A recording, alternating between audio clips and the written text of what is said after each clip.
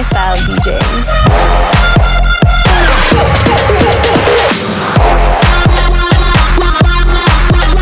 Today I'm going to be talking about the sync feature, which I think has gotten kind of a bad rap, but I've kind of come up with some clever ways to use it, so I wanted to share that with you.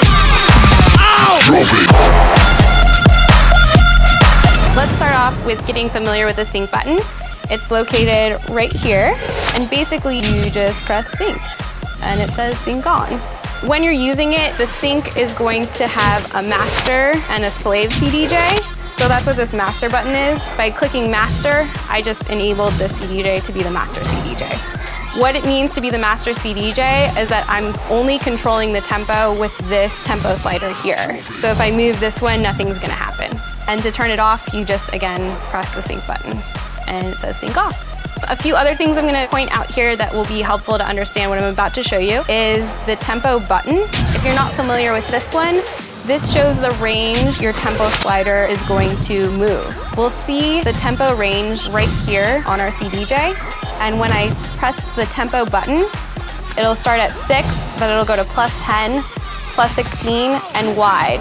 And what wide means is that it's kind of an infinite range from 0 BPMs to 260. So that's going to be your biggest range, and +6 is going to be your smallest. It's important to know our tempo range because if you are going from different genres or different speeds, you're going to need to adjust this in order to switch from one to the other. I'll show you an example where I'm going to use the sync feature to jump from a track that's 130 BPM to a track that is 152.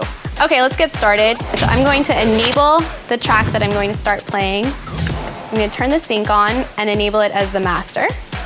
So just press sync and master. And then I'm going to just go ahead and play.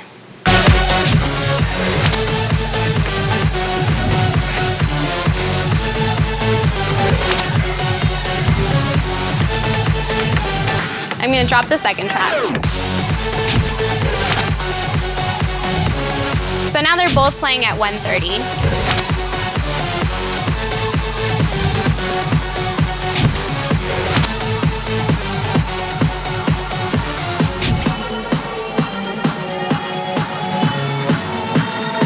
The second track is probably not going to sound very good if we bring it into the mix at 130.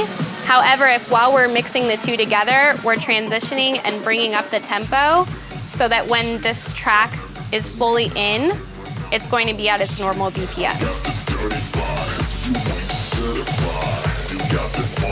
So right now both tracks are playing and I'm just going to speed them up.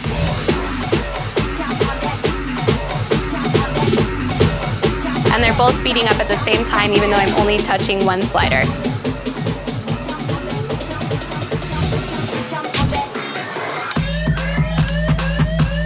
And there you go.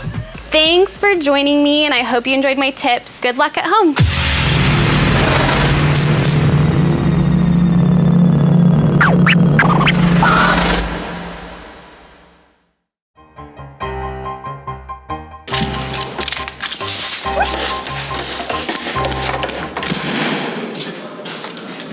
Oh, just hanging out, waiting to get on site and start